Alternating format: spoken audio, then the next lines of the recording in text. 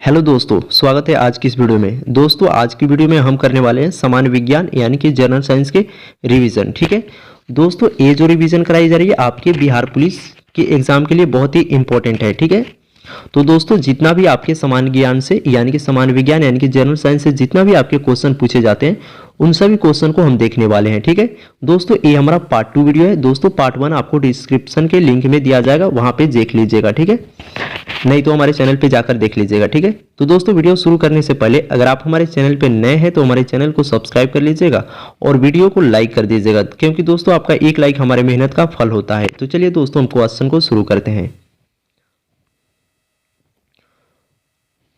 दोस्तों जो हमारा पहला प्रश्न है कि एक्स किरण किस यानी कि एक्स किरण जो होता है वो किस में से होकर पार नहीं कर यानी कि नहीं जा सकता है, यानी कि पार नहीं जा सकता है। तो दोस्तों लकड़ी से होकर। ठीक है, जो एक्स किरण किसमें से होकर पार नहीं जा सकता है तो लकड़ी से होकर। ठीक है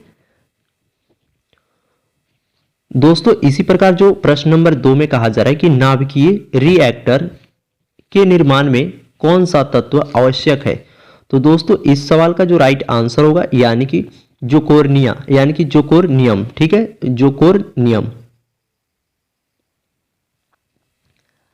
अगला जो सवाल है कि 3 नंबर सवाल में कहा जा रहा है कि कौन सा धातु चुंबक यानी कि द्वारा आकर्षित नहीं होता है, तो दोस्तों एल्युमिनियम इसका राइट आंसर हो जाएगा। ठीक है, अगला सवाल में कहा जा रहा है कि एक जो मनुष्य 1 मीटर यानी कि 1 मीटर से कम दूरी पर यानी कि रखी वस्तु को स्पष्ट नहीं देख पा यानी कि नहीं देख पाया है तो उस आंख में कौन सा दोष है, तो दोस्तों दूरदृष्टि दोष है। ठीक है, राइट आंसर दूरदृष्टि दोष हो जाएगा। अगला सवाल में कहा जा रहा है कि सोनार का उपयोग किसके लिए किया जाता है, तो दोस्तों नौ यानी कि संचालकों के लिए। ठीक है, अगला सवाल है कि यानी कि बनोरली की यानी कि प्रमेय किस पर आधारित है, तो दोस्तों इसका राइट आंसर हो जाएगा ऊर्जा संरक्षण पर। ठीक है, अगला सवाल है कि विज्ञान की जिस शाखा के अंतर्गत पदार्थों के गुण और संरचना आदि का अध्ययन होता है उसे क्या कहते हैं, तो दोस्तों रसायन विज्ञान कहते हैं। क्या कहते हैं? रसायन विज्ञान। ठीक है, अगला सवाल है कि यानी कि नक्षत्रों का अध्ययन विज्ञान के किस शाखाओं के अंतर्गत होता है, तो दोस्तों खगोल विज्ञान के अंदर। ठीक है, अगला सवाल है कि केमिस्ट्री शब्द की उत्पत्ति किस भाषा यानी कि किस शब्द से हुई थी, तो कैमी शब्द से। ठीक है, कैमी शब्द से। अगला सवाल है कि कर्म बोध यानी कि बोध एवं यानी कि सुव्यवस्थित ज्ञान को क्या कहा जाता है, तो विज्ञान। ठीक है, इसका राइट आंसर हो जाएगा विज्ञान। अगला सवाल है कि अधिनियम विज्ञान के जन्मदाता किसे माना जाता है, तो दोस्तों यानी कि लेबोसिया को। ठीक है, लेबोसिया यानी कि उत्तर हो जाएगा। ठीक है, राइट आंसर। अगला सवाल है कि सर्वप्रथम किस देश में रसायन विज्ञान का ज्ञान हुआ, तो दोस्तों मिस्र व अरब में। ठीक है, अगला जो सवाल है कि अधिनियम विज्ञान में अब तक कितने तत्व की खोज हुई थी, तो दोस्तों 108। अगला सवाल है कि वायु क्या है, तो दोस्तों वायु एक मिश्रण है। ठीक है, अगला जो सवाल है कि यानी कि परमाणुवीय नाभिक किसने खोजा था, तो दोस्तों रदरफोर्ड ने। राइट आंसर हो जाएगा। ठीक है, पदार्थ की चतुर्थी अवस्था कौन सी होती है, तो दोस्तों प्लाज्मा। अगला सवाल है कि जल क्या है, दोस्तों जल क्या है, जल एक यौगिक है। अगला सवाल है कि एक ही प्रकार के यानी कि परमाणुओं से मिलकर बने पदार्थ को यानी कि क्या कहते हैं, तो दोस्तों इसका राइट आंसर हो जाएगा तत्व। अगला सवाल है कि दाब बढ़ने पर पानी के क्वथनांक पर क्या प्रभाव पड़ता है, तो दोस्तों बढ़ता है। ठीक है, राइट आंसर हो जाएगा। अगला सवाल है कि पहाड़ों पर जल यानी कि जल जल्दी क्यों उबलने लगता है, तो दोस्तों इसका राइट आंसर हो जाएगा दाब कम होने के कारण। ठीक है, पहाड़ों पर जल यानी कि जो जल की जल्दी क्यों उबलना उबलने लगता है तो दोस्तों दाब कम होने के कारण। ठीक है, अगला जो सवाल है कि दाब का ताप बढ़ने पर गतिज ऊर्जा पर क्या प्रभाव पड़ता है। तो दोस्तों गतिज ऊर्जा जो होता है वो बढ़ जाएगी। ठीक है, अगला सवाल है कि जिस अवस्था में पदार्थ के भौतिक गुण धर्मों में यानी कि अस्थायी परिवर्तन होता है उसे क्या कहा जाता है। तो दोस्तों उसे भौतिक परिवर्तन कहा जाता है। ठीक है, भौतिक परिवर्तन। अगला सवाल है कि चीनी का घुलना कौन सा परिवर्तन है। तो दोस्तों भौतिक परिवर्तन यानी कि परिवर्तन है। ठीक है, अगला सवाल है कि यानी कि आयोडीन का परिवर्तन कौन सा परिवर्तन है। तो भौतिक परिवर्तन है। ठीक है